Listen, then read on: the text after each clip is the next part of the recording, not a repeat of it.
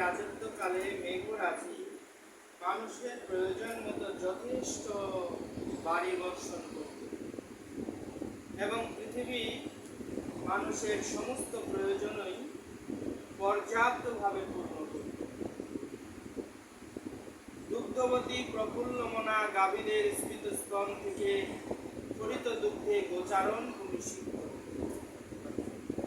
তাৎপর্য ছিল প্রভুপাদ কৃত অর্থনৈতিক বিকাশের মৌলিক নীতি ভূমি এবং গাভীর উপর কেন্দ্রীভূত।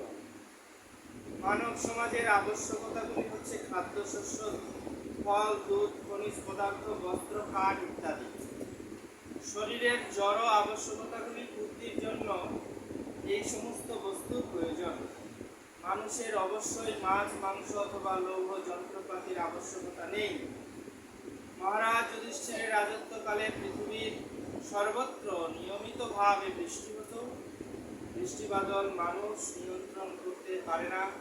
স্বর্গের রাজা ইন্দ্র বৃষ্টি নিয়ন্ত্রণ করেন এবং তিনি হচ্ছেন ভগবানের একজন সেবক।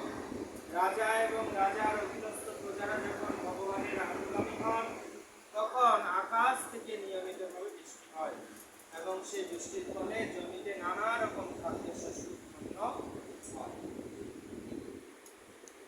হরে কৃষ্ণ। লোকপাল প্রভুর গৃহাঙ্গনে আমরা সকলে উপস্থিত